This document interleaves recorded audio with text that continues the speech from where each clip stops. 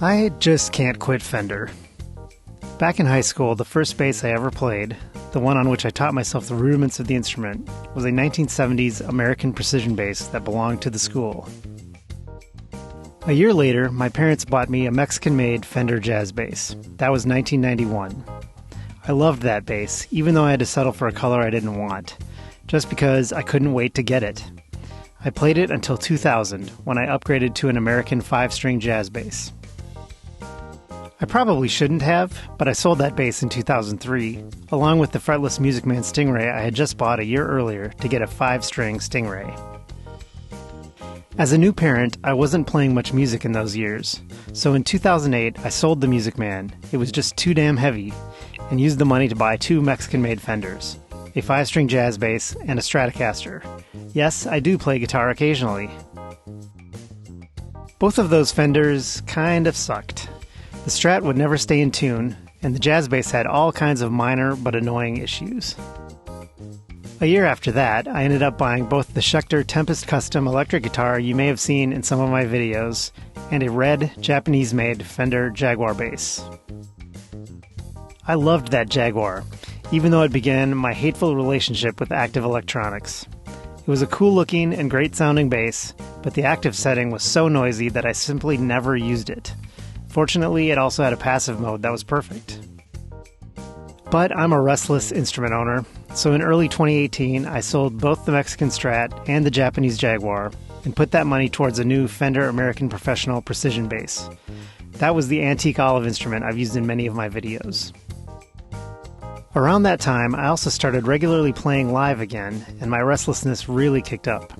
I've bought and sold a ridiculous number of basses in the past 5 years. Just this year, I've completely turned over my bass collection, selling all of the basses I previously owned and consolidating down to just a pair of, yes, Squier basses, a precision and a jazz, both from the 40th anniversary series. They are seriously great instruments, and I love them both. My biggest problem with Fender, starting with the bass and guitar I bought 15 years ago, is that the quality control on their Mexican-made gear is atrocious. I don't think I've gotten a single instrument from the Ensenada factory that didn't have fretwork issues in particular. Of course, earlier this year I discovered that newer American-made Fenders are just as susceptible to bad QC, even the so-called top-of-the-line Ultra models. The American Ultra Jazz that I dropped $2,000 on in January was a disaster, and I ended up selling it at a huge loss just to get it out of my life.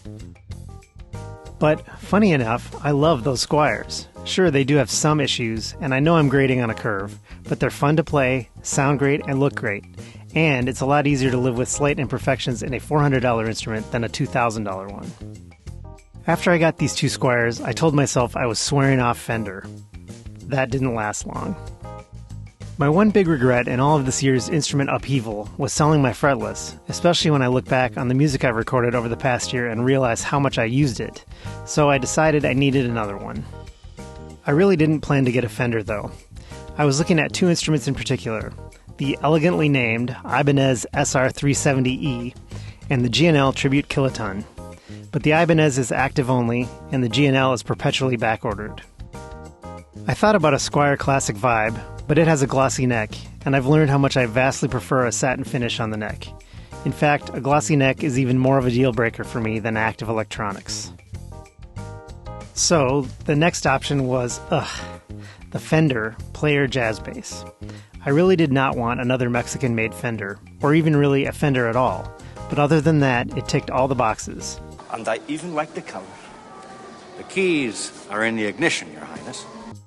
Since my main gripe with Fender QC has been bad fretwork, I figured it might be worth giving the Fretless a chance, so I went for it. And here it is. First impressions? Well, before that, a bit of context. I called my last Fretless the Frankenstein bass because I cobbled it together from the body of a Squier Classic Vibe 60s jazz bass with a stock Mexican Fender fretless neck, plus a Fender high mass bridge and DiMarzio noiseless pickups.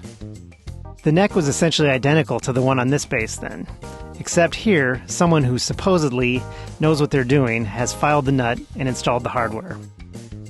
A lot of the work I did on the Frankenstein bass was a mess, but the worst of it was hidden under the pickguard. That bass sounded great. The thing that bugged me most about playing it was the rough edges of the fingerboard. but I figured that was just because when you buy a stock neck, you're expected to put the finishing touches on it yourself.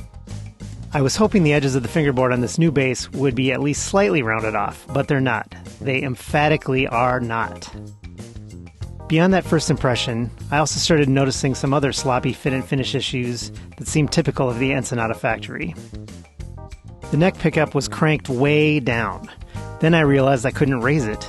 I loosened the screws, but I couldn't pull it up. I ended up having to remove the pickguard and take out the pickup screws entirely to get it repositioned. The bridge pickup was also wonky, off-center in the hole, not lined up well with the strings. I loosened it and centered it a bit. Okay. Then, just stupid stuff, like the volume and tone pots are too high. These are designed with a nut on both sides of the control plate, so you can float the height.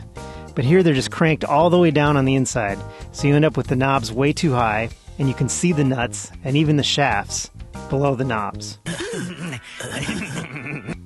I might adjust them at some point, but I'll live with it for now. The neck also needed a truss rod adjustment, and that's when I realized, whoa, wait, what? The truss rod is off-center.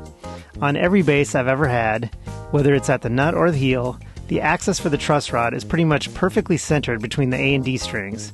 This one is way closer to the A string. I worry that over time the neck is going to warp from this, but for now, again, I'll live with it. Still, I was able to get the truss rod adjusted just fine. I checked the intonation and it was pretty good. I just needed to adjust the A string. String action after the truss rod tweak is good. Removing the pickguard did show that Fender puts more attention into the unseen parts of the instrument than Squier. The cavities are painted with conductive paint and the pickups are grounded to it. At least they did that. I'm not sure what that little circular cavity is for though. Seems like it might be for adding a pickup switch or something. I'm not noticing too much hum from the stock pickups, so I'm not in a rush to upgrade to noiseless pickups, and unlike my Squiers, I'm not going to bother lining the cavities with copper foil. The fingerboard was, as usual, a bit dry.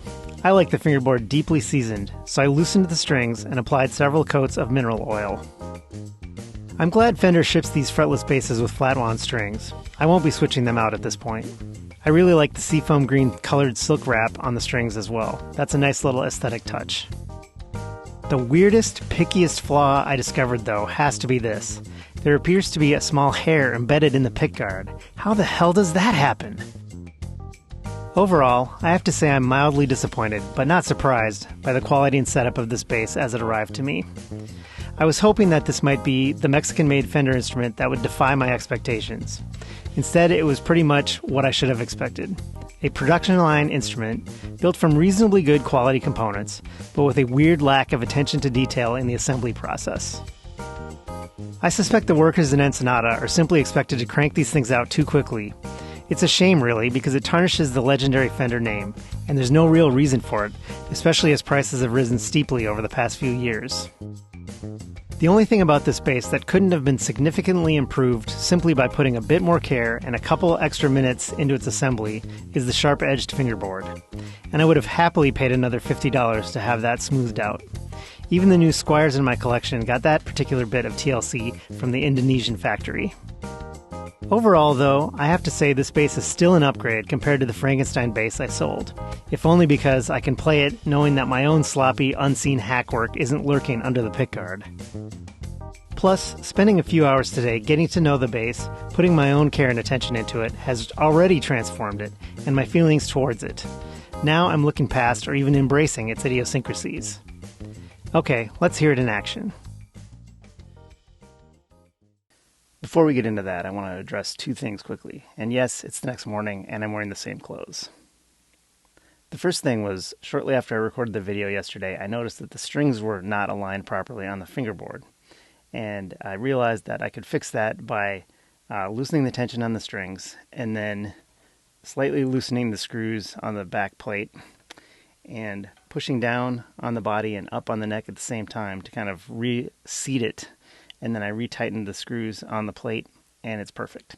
The other thing is that the front edge of the fingerboard isn't just sharp, it's actually kind of rough in some spots, and I think that's because the satin polyurethane from the back kind of seeped over the edge a little bit as it was being applied, and a little bit of very light sanding can probably take that off.